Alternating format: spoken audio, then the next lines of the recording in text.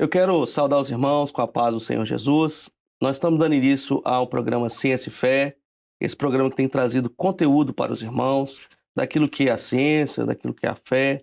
E é importante que os irmãos tenham isso em mente, fazer um pouco essa diferença entre aquilo que é ciência, que faz parte dessa vida, que é necessário, que é salutar para nós. Muitos aspectos da nossa vida são em função da ciência, mas entender que a ciência ela não tem a capacidade de levar o homem para a eternidade. E aí a fé, ela tem esse papel. A fé ela é algo que vem da eternidade, passa pelo tempo do homem e leva o homem para a eternidade novamente. Então é importante fazer essa diferença logo no início desse episódio aqui. Os irmãos já estão sentindo falta aqui do nosso irmão Willer, mas ele vai participar conosco. Ele não está de folga não, ele não pôde estar presente, mas ele vai participar conosco através de uma interação. Aqui nós estamos hoje para falar de um tema que nós temos falado há alguns dias. Já é o terceiro episódio da série sobre o relativismo. E esse tema é importante para nós entendemos aquilo que é a diferença da relatividade. Falamos isso no início do episódio, do primeiro episódio da série. Falamos aquilo que era relatividade, que faz parte da ciência. Também falamos um pouco mais sobre o relativismo e hoje nós vamos nos aprofundar nesse conhecimento. E para nos auxiliar aqui nesse episódio, nós estamos aqui com um membro do Grupo Ciência e Fé também, o pastor Eduardo Rosetti. Paz do Senhor, pastor, tudo bem? A paz do Senhor, Tiago, a paz do Senhor a todos aqueles que nos acompanham através das redes sociais. Então, pastor, nós estávamos falando, olha, nos programas anteriores, nós falamos um pouco sobre a verdade absoluta, a verdade relativa.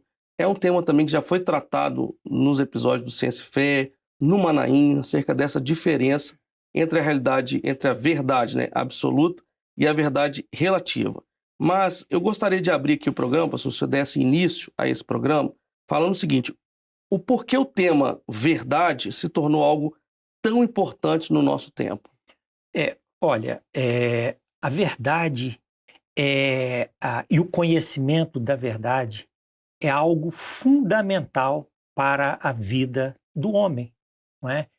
A nossa vida ela é guiada, ela é conduzida em função da verdade que nós alcançamos. Então, entender a verdade, conhecer a verdade é algo essencial para aquilo que nós queremos, aquilo que nós desejamos e aquilo que nós pensamos acerca da vida. Eu gostaria de iniciar a sua resposta lendo um texto da palavra do Senhor que está no Salmo 11, versos 2 e 3, que diz o seguinte: porque eis que os ímpios armam o arco e põem as flechas na corda para com elas atirarem as ocultas aos retos de coração. Na verdade, que já os fundamentos se transtornam. Que pode fazer o justo? Há uma batalha, há uma luta que se trava hoje na nossa sociedade, é a luta pela posse do conceito de verdade, né? E esse conceito de verdade é que dominará as pessoas, porque à medida em que detemos certa verdade, é ela que dirigirá o modo como as pessoas vivem. Então, eis a razão porque a nossa sociedade hoje, ela se debate entre aquilo que nós chamamos de verdade absoluta e a verdade relativa, né? Então, não é simplesmente eu conhecer alguma coisa ou imaginar que conheça alguma coisa. Na verdade, os conceitos e o conhecimento da verdade, eles são fundamentais para a vida. E Jesus ele vai fazer muito isso no seu ministério, né, pastor? Ele vai falar, em verdade vos digo. Ele vai trazer esse conceito de uma verdade absoluta, justamente porque quando eu relativizo a verdade, quando eu trago outras vertentes, outras formas de enxergar, eu estou, na verdade, relativizando aquilo que o Senhor trouxe. Porque a verdade absoluta, ela vem do Senhor. É aquela verdade que não muda, né? É a mesma ontem, hoje, será para sempre. E até nossos estudos já do Ciência e Fé, a gente mostrava isso, olha, a verdade científica ela muda ao longo do tempo, porque o nosso conhecimento ele vai avançando, a verdade do homem vai mudando ao longo do tempo, mas a verdade de Deus ela é absoluta e ela é imutável, né, pastor? E eu queria até que o senhor falasse um pouco mais como que é possível relativizar o conceito de verdade hoje. Onde a gente vê, principalmente aí naquilo que diz respeito à nossa vida cotidiana, essa relativização da verdade. Olha, tradicionalmente, o conceito de verdade sempre esteve ligado à correspondência com a realidade. Então, a verdade como correspondência. Então, esse sempre foi a noção que o homem adotou como conceito de verdade. Ou seja, se ela tem uma correspondência com aquilo que é real, com aquilo que a realidade material ela apresenta, a realidade macroscópica e material do mundo, ela apresenta, então esse conceito de verdade é verdadeiro. Se aquilo que eu apresento como verdade não guarda uma correspondência com a realidade material do mundo, o que eu estou apresentando não é uma verdade, é um engano, né? Então, a questão da relativização da verdade surgiu como uma necessidade de um grupo, né, que buscava, pela noção da diversidade, e esse grupo ele entendeu que dentro do conceito universal de ciência, que tinha a base na sua correspondência com a realidade da vida, que ele não iria ter aceitação no âmbito da sociedade. Então, criou-se uma nova forma de definir a verdade.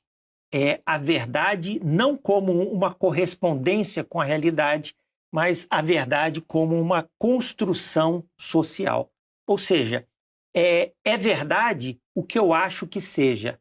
É verdade da forma como eu vejo. Então, a minha percepção é que constrói aquela verdade.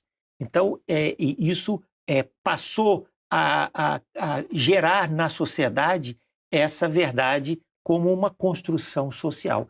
E a verdade como uma construção social, ela passou a relativizar o conceito de verdade. Sim. Né? O que é verdade para você pode não ser verdade para mim. Né? Então, a minha verdade não é a sua verdade. Então, isso é uma construção social de verdade. Porque, na realidade, quando eu mostro aquilo que é real no mundo macroscópico, aquilo que é real no mundo material, tudo o que tiver correspondência com aquela realidade é o que é verdadeiro. Aquilo que não tem correspondência com a realidade não é verdadeiro. Então essa seria, em tese, a forma mais simples de diferenciarmos entre uma verdade e uma mentira. Né? Sim.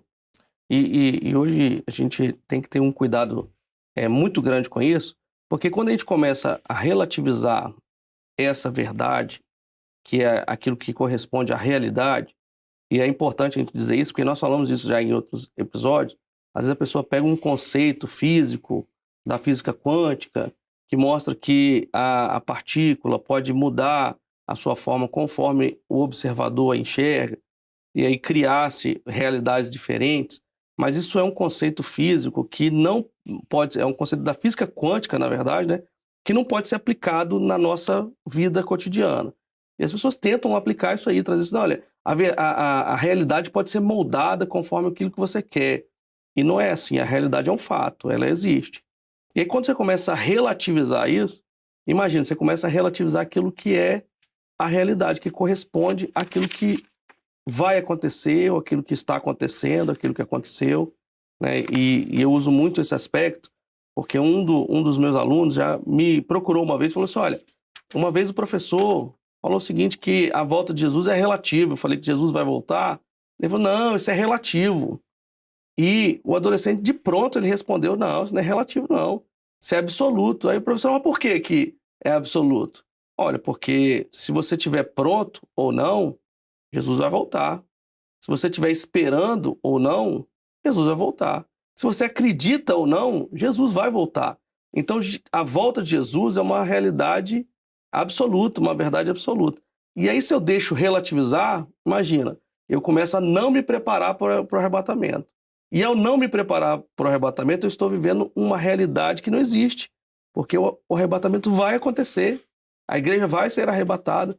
Por isso a necessidade de nós entendermos esse conceito da verdade absoluta, né, pastor? E aquilo que é a realidade. E é um aspecto interessante que há uns estudos que mostram o seguinte, como que eu controlo a verdade relativa? Se eu controlar a linguagem, eu controlo o que você pensa. E, portanto, controlo a realidade. Não é isso, pastor? Isso. Na realidade, esse novo conceito de verdade, que é uma construção social e não uma correspondência com a realidade, não é? Então, esse conceito de verdade, ele, para se sustentar, ele tem que ter uma ferramenta. E qual é a ferramenta que torna esse conceito antirrealista verdadeiro? A linguagem. Então, o indivíduo, o relativista, para dar vida à sua verdade como construção social, ele usa a linguagem. É uma linguagem repetitiva, é uma linguagem insidiosa, é uma linguagem que não foge dos mesmos termos, não é? E exatamente porque é através dessa linguagem que ele cria o filtro, né, em que ele muda a sua realidade, né? Então ele diz, olha, essa mesa, isso não é uma mesa, isso aqui é uma cadeira, né? Então ele vai dizer que isso não é uma mesa, isso é uma cadeira. E se você disser que isso aqui é uma mesa, ele vai... Você vai arrumar um problema. Ele vai arrumar um problema, porque é a visão antirrealista de verdade, né? E essa é reforçada pela linguagem como um potencializador da sua verdade. Né? E a gente vai ver isso até na própria palavra, lá já no Éden, né? Porque o adversário, ele relativizou a palavra de Deus. Isso. Quando ele chega para Eva e fala assim, olha, o senhor falou que você vai morrer? Não, não é bem assim, você não vai morrer.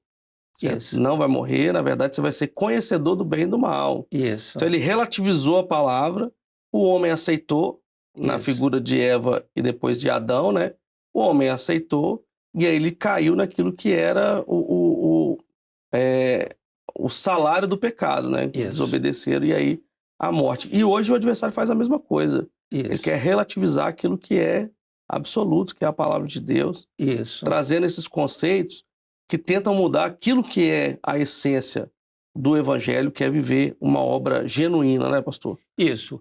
E essas pessoas que relativizam a verdade, elas vivem com tal intensidade a sua verdade, vamos dizer assim, o relativismo, a sua construção social, que para essas pessoas é quase impossível olhar a realidade.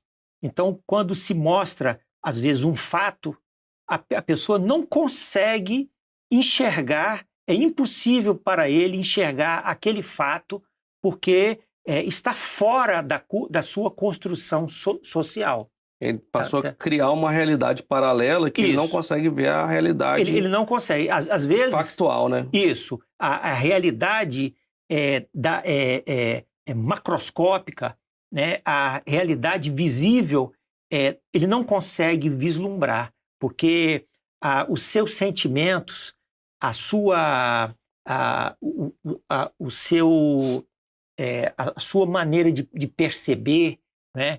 A sua vontade, os seus sentimentos, eles passam a ocupar uma posição de destaque na construção do conceito de verdade. Né? Pastor, e toda essa dinâmica dessa construção, ela tem alguma relação com o pós-modernismo? E se tem relação, quais os problemas que isso pode acontecer? Olha, veja, o relativismo é uma construção que surgiu nos tempos modernos. Vamos dizer, nos últimos 2 séculos da história social, vamos dizer assim, moderna. Né? E é um tempo tão complexo que os estudiosos eles não conseguem definir qual o tempo que nós estamos vivendo. Então, eles usam essa expressão pós-modernismo. O que quer dizer pós-modernismo? Ninguém sabe. Né? É algo que, exatamente como ninguém sabe, então se usa essa expressão pós-modernismo. Mas é aquilo que hoje, né, a construção pós-modernista é o tempo de mudança que nós vivemos. Né? E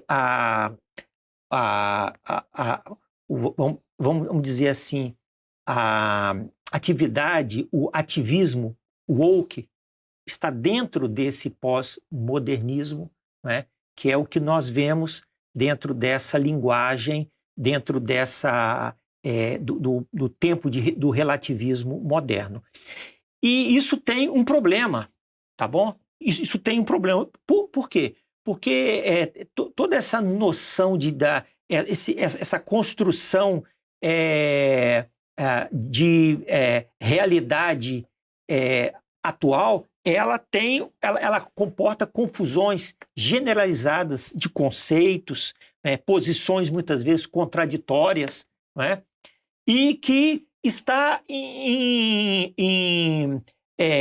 contraste flagrante com a verdade do Evangelho, a verdade da palavra de Deus. Não é?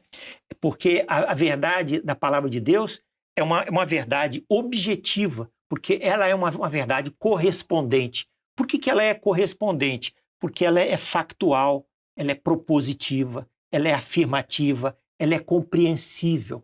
Né? Quando nós lemos a Bíblia, nós lemos de algo que é coerente, né? Não é contraditório, né?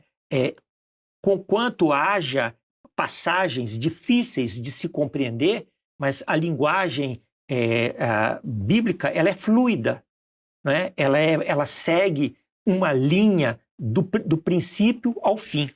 Né? A verdade bíblica é também absoluta.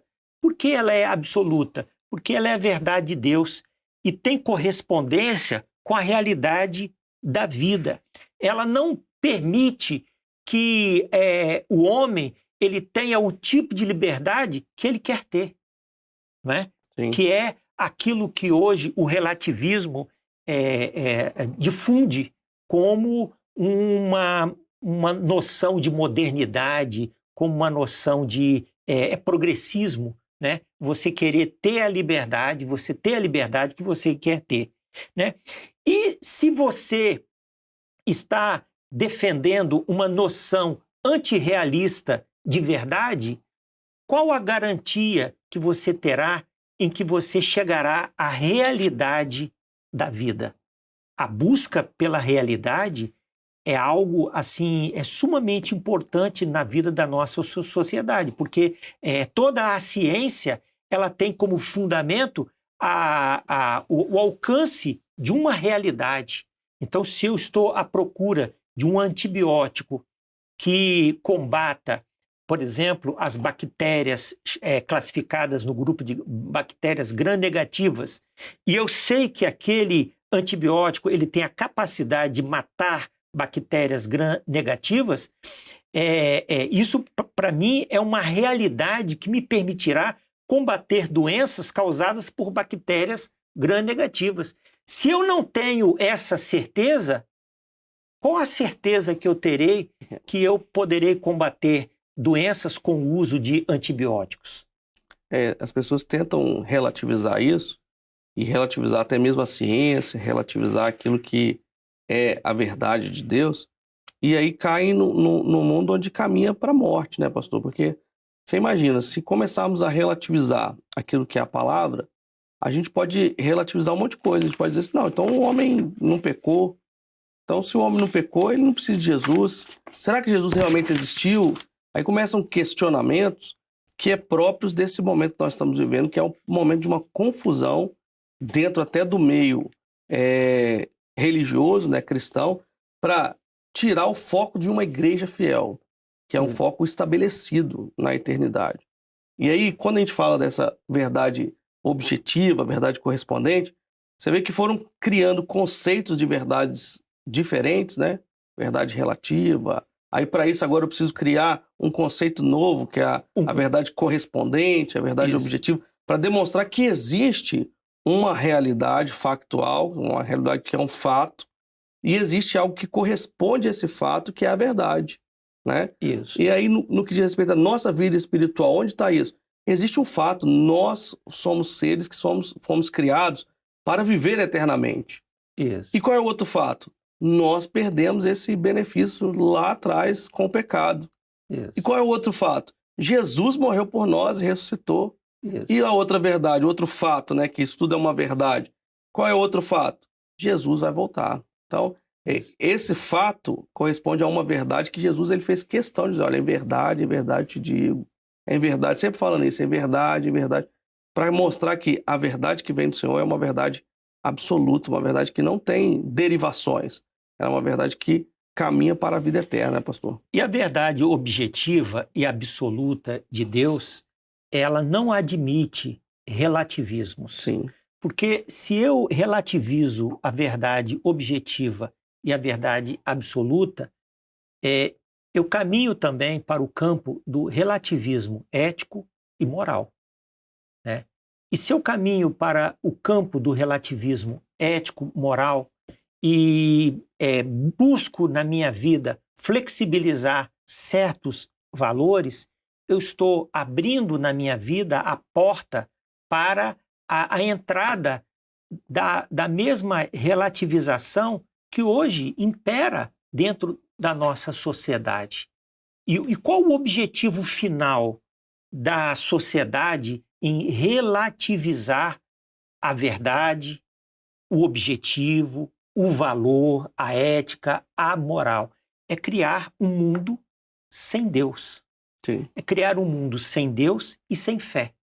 Porque a fé, de acordo com o relativismo moderno, deixou de ser uma verdade objetiva e passou a ser uma verdade subjetiva.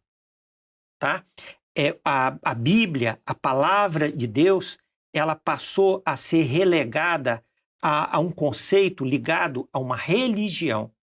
E a religião está dentro daquilo que é subjetivo, tá? Não encontra uma correspondência para o mundo real, né? Porque está dentro da religião. Aquilo que encontra correspondência com o mundo real seria a razão, a ciência. Então, a ciência, ela ocupou o lugar de Deus dentro do conceito de visão moderna da sociedade. A razão, ela ocupou o lugar da revelação e passou a dizer o que o homem deve ou não fazer. E quando nós perdemos o parâmetro moral e ético que a Bíblia nos apresenta, que o Senhor nos ensina, tudo é permitido. Sim. Aí se torna algo que não tem limites, né? Não tem limites. Então, hoje, nós vivemos num mundo sem limites. E nós, como igreja, aprendemos, na verdade, a viver dentro do limite do Espírito Santo, daquilo que o Espírito Santo revela, Isso. mostra, né? Eu queria agora, posso fazer uma pausa aqui para a gente chamar a participação do Willer, porque ele não está aqui, achou que ele ia tirar folga, mas não vai tirar folga não, ele vai continuar participando. Então, Pai do Senhor, Willer, você podia trazer para a gente uma participação acerca desse tema do relativismo. A paz do Senhor, pastor Tiago, pastor Eduardo Rosetti e a todos que estão nos acompanhando no programa Ciência e Fé. Hoje, sem poder participar no estúdio com os pastores, mas nós vamos deixar aqui uma contribuição para esse episódio em que ainda temos repercutido sobre o tema que é o relativismo. E sobre esse assunto nós podemos dizer que nós vivemos em uma época em que tudo parece ser relativo.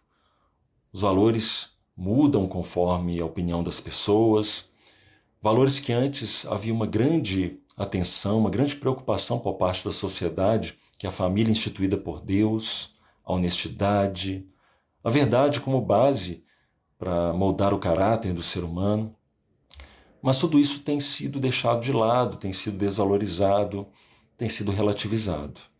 Mas a Bíblia sempre deixou claro a maneira como o ser humano pode ter uma vida preservada da mentira, do engano e até mesmo dessa relativização da bênção espiritual. E essa preservação, ela só pode ocorrer de uma maneira, que é por meio de um relacionamento do homem com Deus. E até podemos deixar uma pergunta: como isso é possível? Como podemos nos relacionar com Deus? Pela oração, pela leitura da palavra, por uma busca sincera em viver aquilo que se aprende com o Senhor. Vivendo assim, a fé alicerçada em princípios bíblicos, ela não se desfaz com sentimentos humanos, com emoções e tampouco com opiniões passageiras que mudam tanto diante de diversas circunstâncias. Mas ela permanece intacta, como um firme fundamento. Além disso, nós precisamos lembrar de algo muito importante, que para a preservação da bênção de Deus na nossa vida, nós precisamos muito do discernimento espiritual. Porque nem tudo que parece estar correto é de fato alinhado com os valores do Evangelho, da Palavra de Deus. É muito importante avaliar. Avaliar as novas ideias, as opiniões que as pessoas dão sobre como viver a vida, como viver neste mundo, os comportamentos, as tendências. E precisamos avaliar sempre à luz da Palavra de Deus, para que tenhamos uma consciência sensível e guiada pelo Espírito Santo. É como a palavra nos diz, lá em 1 Timóteo, capítulo 3, verso 9. Guardando o mistério da fé em uma pura consciência. A palavra de Deus. Por fim, quando uma pessoa temente a Deus, que tem um testemunho vivo de integridade, de amor, de obediência a Deus, de justiça, de humildade, ela demonstra na prática essa verdade de Deus, que não muda diante das circunstâncias. E esta verdade, que é a verdade absoluta, a palavra do Senhor, ela permanece íntegra, pura e poderosa para sempre. A paz do Senhor, pastores, a paz do Senhor a todos. Amém, glória a Deus. Obrigado, Willer, pela essa participação. Olha, os irmãos certamente sentiram falta da sua apresentação aqui, né? Mas estamos aqui para fazer aquilo que é possível sem o nosso irmão. Pastor, nós já estamos chegando ao final desse programa e eu queria que o senhor trouxesse uma consideração final acerca de tudo isso que nós falamos, onde isso afeta a nossa vida como servos. O senhor trouxesse uma consideração final nesse aspecto. Olha, o que eu queria dizer é que o conhecimento dessa questão do relativismo é que nós, como servos de Deus, como homens que desejam viver e cumprir as verdades do Evangelho, nós temos que entender que não podemos permitir certas flexibilizações dentro da nossa vida espiritual. Se nós permitimos que a nossa linguagem ela se torne flexível, se o nosso caráter ele se torne flexível, se o cumprimento de leis, o cumprimento de obrigações sociais, se a nossa maneira de nos relacionarmos econômica, socialmente, financeiramente, do ponto de vista trabalhista, se nós deixamos de cumprir as nossas obrigações, flexibilizando aquilo que nós devemos ou não fazer, nós estamos caminhando para um campo muito difícil. Inclusive, quando nós vamos à palavra de Deus, em Lucas capítulo 16, versículo 10, nós lemos algo que nos chama muita atenção. Quem é fiel no mínimo, também é fiel no muito. Quem é injusto no mínimo, também é injusto no muito. Ou seja, às vezes nós achamos que ao deixar de cumprir as nossas obrigações nas pequenas coisas da vida. Às vezes um irmão, né, ele tem o hábito, vamos dizer assim, de estacionar o seu carro em cima da calçada. E ele acha que isso não há problema nenhum de fazer. Normalizou isso. Ele acha que ele pode ultrapassar o sinal vermelho. Ele acha que ele pode cometer uma transgressão no trânsito. Ele acha que ele pode se apropriar de um objeto que não lhe pertence, que ele pode muitas vezes falar certas expressões que são expressões vulgares, comuns, né? Indecorosas, algumas até mesmo, que isso não tem problema nenhum. Tem problema sim. Ele abriu a porta da relativização na sua vida. E isso lhe trará consequências grandes, porque não só para a sua própria vida, mas para aquelas pessoas que estão à sua volta. Se é o pai de família, os filhos estão vendo o comportamento do pai e eles vão reproduzir aquele mesmo comportamento. Então, o conhecimento dessa noção da relatividade, da verdade absoluta e da verdade relativa, ela tem uma importância fundamental na nossa vida. Amém. Glória a Jesus. Irmãos, nós estamos chegando ao final desse programa. Queremos agradecer a todos os irmãos que participaram e dizer o seguinte: se existe alguma dúvida, algum questionamento, também os irmãos podem nos fazer através do chat do YouTube, né? E aí nós vamos ter o prazer de responder aquilo que é possível. E também os irmãos podem compartilhar esse material para que chegue a todos aqueles nossos irmãos, para que eles tomem conhecimento desse assunto, disso que nós estamos falando, que é importantíssimo para a nossa vida espiritual. Pastor, eu queria finalizar esse programa desejando ao senhor a paz do Senhor. A paz do Senhor, Tiago, a paz do Senhor a todos os que nos acompanham. Paz do Senhor a todos os irmãos, fiquem com Deus, Deus abençoe a todos, a paz do Senhor Jesus.